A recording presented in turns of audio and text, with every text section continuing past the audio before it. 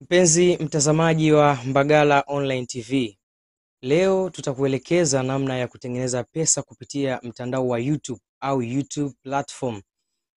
Kama utakumbuka siku za hivi karibuni Diamond Platinum amepata tuzo kupitia YouTube nchini Marekani baada ya kufikisha 10 million subscribers. Sasa ile haiji kwa bahati mbaya. Kuna namna unaweza kufanya akaunti yako kuwa kubwa kwa kiasi kile, lakini pia unaweza kutumia huo mtandao wa YouTube kutengeneza pesa. Sasa swali linakuja, unawezaje au unafanyaje ili kutengeneza pesa kupitia mtandao wa YouTube? Sasa sisi leo tutarudi kwenye kiubao chetu hapa kukuelekeza kwa namna gani unaweza kutengeneza pesa kupitia mtandao wa YouTube. Mpenzi mtazamaji, elekeza macho yako kwenye kiubao kwa umakini ili mradi niweze kukuelekeza namna gani unaweza kutengeneza pesa na ukanufaika kwa namna moja ama nyingine. Namna ya kutengeneza pesa kupitia mtandao wa YouTube.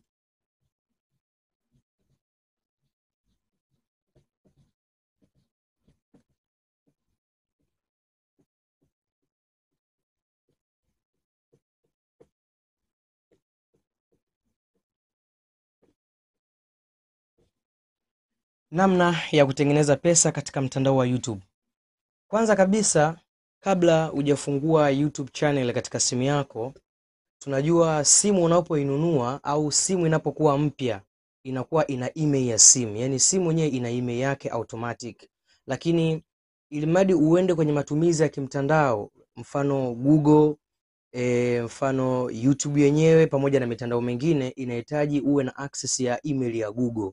Kwa kitu cha kwanza kabisa cha kuzingatia kwenye simu yako, lazima uwe na Google email, ambayo hiyo Google email itakuwezesha wewe kufungua channel ya YouTube.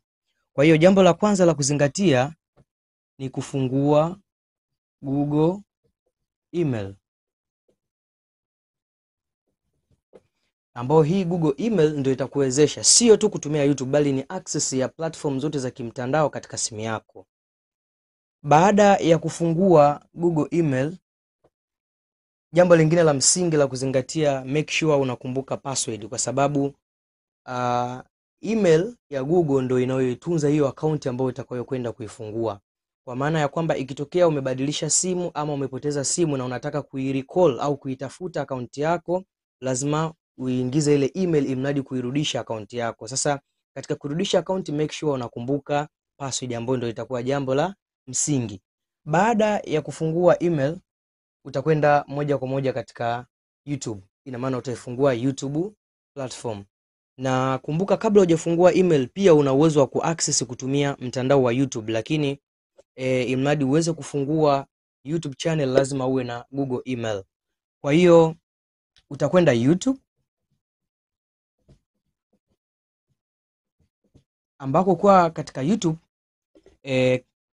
kama unaweza kuona hapa kwenye hiki kipati ambacho nimeingizia, mpenzi mtazamaji, utakwenda kwenye hiki kipengele cha chini ambako litakuwa linasoma herufi ya jina la awali ambayo umefungulia channel yako. Sasa pale ndio utaenda ku create channel,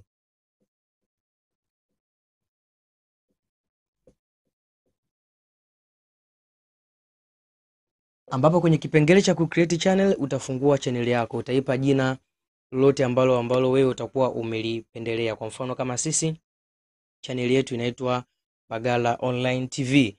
Mwingine unaweza ukaita labda Mbagala Sport TV. Kwa jina lolote ambalo utalipenda, utalipendekeza, utaliita katika hii channel yako. Lakini jambo la tatu ni kutengeneza theme.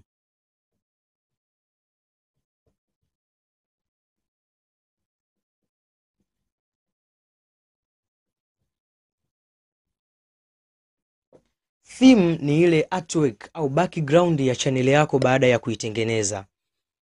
Siku zote kitu kizuri kinahitaji theme yenye mvuto. Kwa mfano leo hii unaweza kuwa unatazama video YouTube, lakini ile theme inayoonekana ndio itakayokuvutia wewe. So katika ku create channel lazima utengeneze theme. Ina maana ile biography ya Juma itakayoonekana kwenye account yako iwe yenye mvuto, ili mradi watu waweze kuvutiwa kufanyaje, kuongeza engagement katika channel yako. Baada ya kutengeneza theme, hapo utaandika more information kuhusiana na channel au details kuhusiana na channel yako, kwamba channel yako ina deal na vitu gani. Yategemea. Kwa mfano kama sisi Mbagala Online TV tunadili na habari zote, habari za michezo, content za namna kama hizo kukuelekeza wewe lakini pia habari za wasanii pamoja na mambo mengine na kadhalika. Sasa baada ya kuwa umekamilisha vigezo hivi vyote, tunakwenda kwenye vitu vya msingi vya kuzingatia ili YouTube waweze kukufanyia malipo. Lakini jambo la msingi la kuzingatia ukishamaliza hapa, na wakumbusha, make sure unaishare channel yako au account yako uliyotengeneza kwa watu tofauti tofauti, aidha magroup ya WhatsApp, unaweza ukatengeneza linki ukaposti TikTokers. Lakini pia kufanya hivi kutakusaidia wewe kuongeza engagement katika channel yako, kwa sababu utapata wale subscribers ambao watasubscribe wa channel, ambao wale tunaita ni kama fan base katika channel yako. Lakini pia utapata likes pamoja na vitu vingine na kadhalika. Sasa baada ya hapo, utakapoanza kutengeneza zile content ndio zitakazo kusababisha wewe uanze kutengeneza pesa kupitia YouTube. Sasa kuna vitu ambavyo YouTube huaga ukivikamilisha hivyo vigezo wanaanza kukulipa.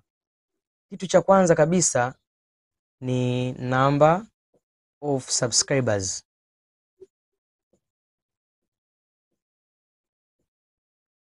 Number of subscribers hawa kwa mitandao mingine ndio tunaita kama ile fan base au watu ambao wanakuwa wamefollow account.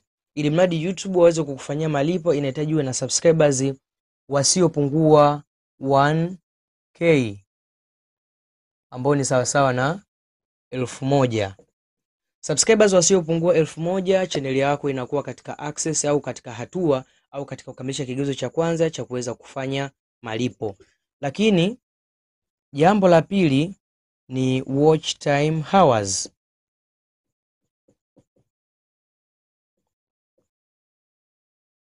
Watch time hours tunamaanisha muda ambao content zako au video utakazokuwa umeziposti watu wametazama kwa muda gani. Kwa mfano, unaweza ukaupload video yenye dakika 5 mpaka 10. Baada ya kuupload ile video yenye dakika 5 mpaka 10, mtu mwingine anaweza akaangalia kwa sekunde 5, mwingine akaangalia kwa dakika 2. Sasa ule muda wataucalculate kwa siku zilizopungua 365. Ina maana kwa mwaka mzima hizi takwimu ndio inabidi uzikamilishe, otherwise unaanza tena upya program. Kwa ina maana katika muda wa siku 365, ina maana mwaka mzima approximately watch time hours isipungue chini ya masaa 4000 kwa content zote ambazo utakuwa umeziposti. Yawezekana katika siku 365 na robo ukapata video ambayo ikaenda viral ukakamilisha haya masawa, it's okay, unaweza kufanya monetization ya nini, ya malipo. Lakini jambo lingine ambalo hili tunasema ni optional, tunaita watch time hours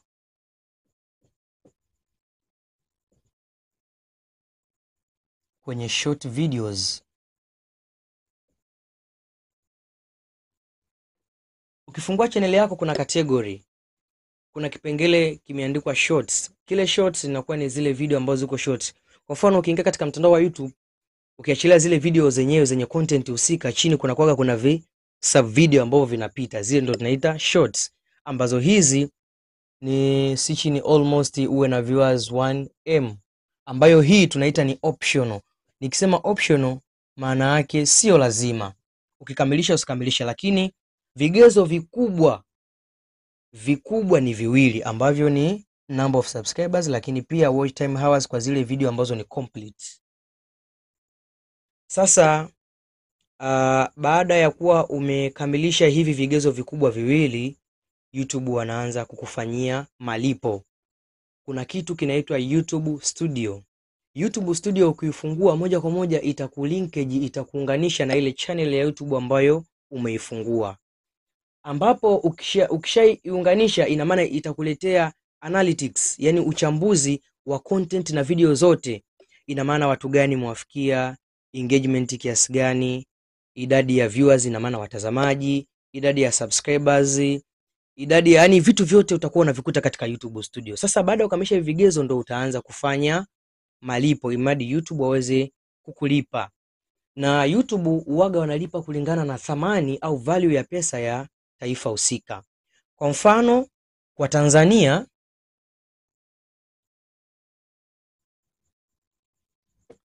Tanzania tunalipwa kila unapofikisha viewers 1k, maana yake 1000, ambapo hii ina range kwenye $3 US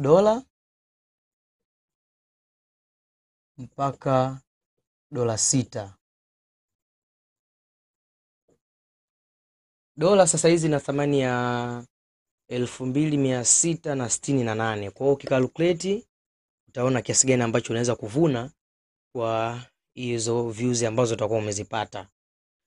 Kwa hiyo ndugu zangu watazamaji, tunaweza tukautumia mtandao katika namna ambayo ikatunufaisha. Lakini pia malipo ya YouTube sio kwenye namba tu of views. YouTube pia wanaweza kukulipa kupitia matangazo. Kwa mfano, ushawahi kuangalia video, alafu ukaangalia video ghafla ukakuta kuna tangazo limeingilia hapa, labda masuala ya mikopo, labda masuala ya bettings, au labda matangazo mengine ya nje na nini na vitu kama hivyo. Kwa hiyo pia ile matangazo nao kuna mfumo wa kukulipa, kuna AdSense ambazo unaziomba wakawa wanakulipa. Lakini pia YouTube unaweza kutengeneza pesa kupitia wadhamini. Kuna mwingine unaweza ukaangalia video zake unakuta pale kuna matangazo ambayo yanapita chini, mfano labda iweza kama matangazo ya GSM, matangazo labda Azam Media Groups, ile nao pia unaweza kutengeneza malipo. Kwa hiyo kwa leo tunafunga kipindi chetu hapa. Swali lolote, maoni, ushauri unaweza kudondosha kwenye comment section and then mimi nitapita nao na nitakupatia majibu kwa ufasaha. Usisahau kutusubscribe ili uwe wa kwanza kupata notification pindi tunapopandisha matukio yetu. Asanteni sana.